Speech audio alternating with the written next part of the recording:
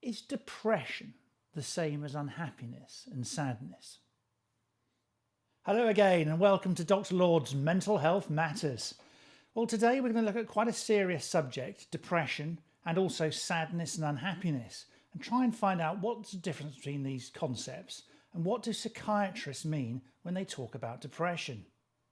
Now, in everyday life, we use the words depression and unhappiness and also sadness almost interchangeably, as if they mean pretty much the same thing, which of course they do in the common parlance of the general public. But I'd like to explore these terms in a little bit more detail and in particular explain to you the special clinical meaning that depression has. Now, even sadness and unhappiness have slightly different nuances of meaning. Sadness is perhaps a more transient emotion that passes and relatively quickly, but of course it can also be quite protracted, whereas unhappiness perhaps alludes to a more wider general state of being and unhappiness and discontent with things. So even those two words have got slightly different meanings, and people will use the word depression to cover both of those meanings, but psychiatrists have a very different understanding of depression. Now, of course, every single one of us has experienced sadness and unhappiness in our lives. It's part of the human condition, it's unavoidable. But not everyone has suffered from depression as a clinical entity that psychiatrists would recognise. Now, of course, we don't think about sadness or unhappiness in the circumstances I've described as being an illness or a condition that needs treating. We conceptualise them as part of everyday life and something that we need to surmount and overcome, and we have the confidence that we will overcome them with time. So by contrast, when psychiatrists use the word depression, they're talking about a distinct clinical illness, and an illness has to have a clear onset, a course, and hopefully a recovery and resolution. The onset is quite distinct from the baseline normal functioning. So if you think about it, when you have the flu, you feel fine until you have the onset of the illness. You start to get snuffly nose, sore throat, and then you get aching and pains in your limbs and you feel absolutely rotten for a few days. And then you get better over 24, 48 hours and feel back to normal again in 4 or 5 days. So that's an illness with a distinct onset, course, and recovery and resolution. And it has a distinct cause, the influenza virus. So when psychiatrists talk about depression, they're talking about an illness with a distinct onset, course, recovery, and resolution, and with specific treatments for it. It's something over and above normal existential sadness or unhappiness. Depression has some key extra features which affect the biological functioning of the sufferer. So let's have a look at those.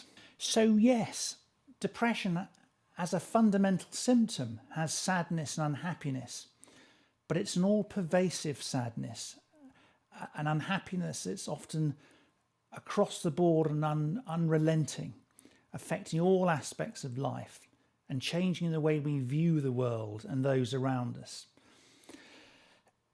And the key extra points are that it has additional symptoms. So there are a group of symptoms which we call the biological features of depression. And these are, 1, sleep disturbance. So people with depressive illness have a characteristic sleep disturbance. And that is early morning waking in the early hours of the morning. It can be 2, 3, 4 a.m. Sometimes they will not get back off to sleep again, or they'll lay awake and feel very low and depressed and worried sick about whatever's troubling them, and then perhaps get off to sleep again. But this kind of early morning waking is a characteristic sign of depressive illness. There may also be initial insomnia too, but early morning waking is a key one. Secondly, there'll be a loss of appetite and often weight loss. And weight loss can be quite profound. often a fairly large chunk of the percentage of the body weight before the person became ill. The other thing that distinguishes biological depression is something called diurnal shift. So people often feel worse in the mornings with their mood slightly improving as the day goes on. And this is a pattern that people see. And you can start to pick up here that depression is not necessarily in this case linked to life events and transient emotions.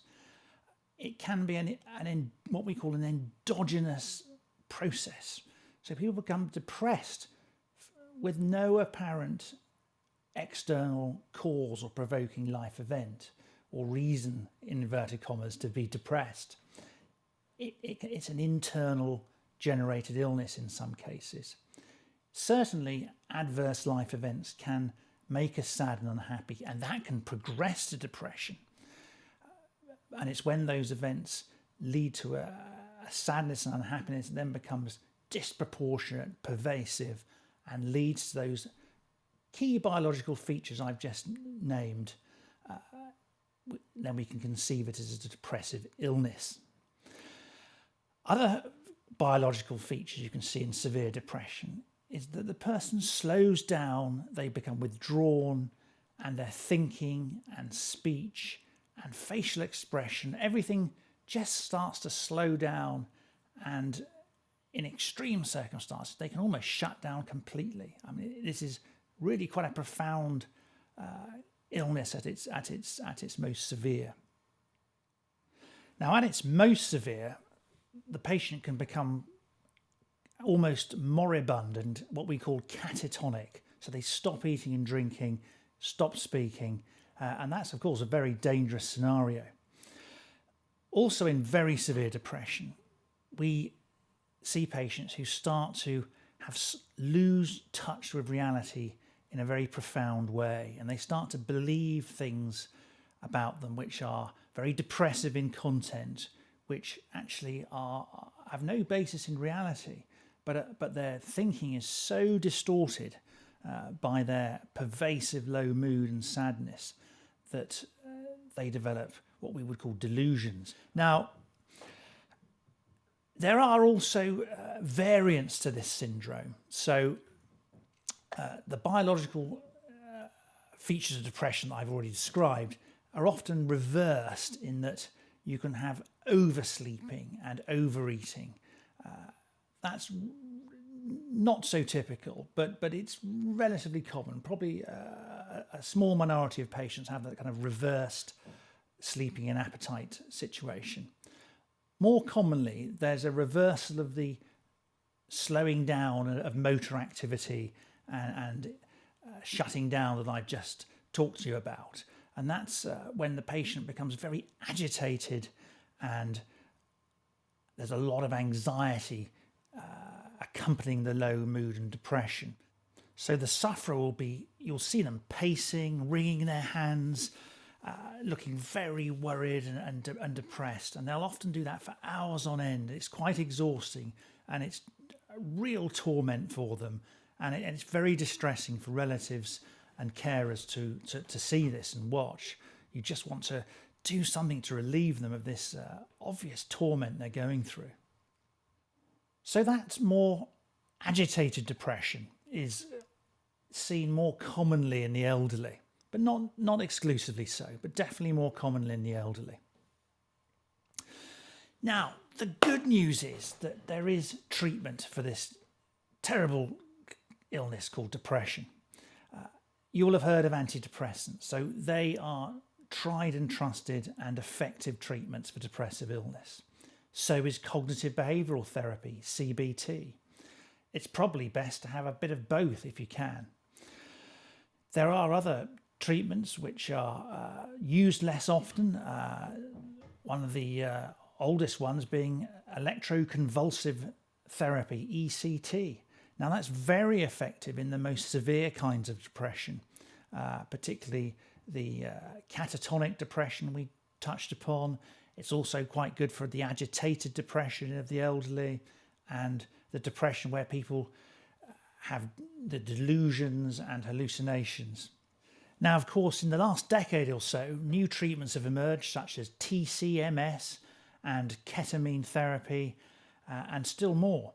Now, I'm not going to really go into treatments in great detail in this video. That's all for another time. Now, the fact that these treatments work underlines the fact that this is an illness with an underlying biological component to it. Now, we don't quite know exactly what that biological component is, and there are scientists a lot cleverer than me looking at that and getting ever finer detail and understanding of the neurophysiological substrate for depression.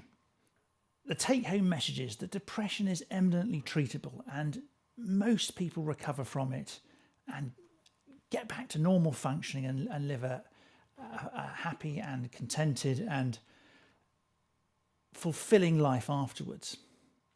But no discussion of depression would be complete or should be entertained without, of course, recognizing that the most tragic outcome of depression is that of suicide. It's a minority of patients with depression who go on to commit suicide, but tragically, a significant minority do, and it's a great tragedy and loss to their families and friends, and we work so hard to try and avoid that. So I hope you've enjoyed my little discussion of what psychiatrists mean by depression. I think it's probably best summed up thus. Everyone with depression is unhappy and sad, but not everyone who's sad and unhappy has depression. Now look out for my Psychopathology in 60 Seconds series, try saying that in a rush, where I'm going to be talking about some of those individual symptoms of depression in more detail, the hallucinations, delusions, biological features. So that's it from me today. See you soon.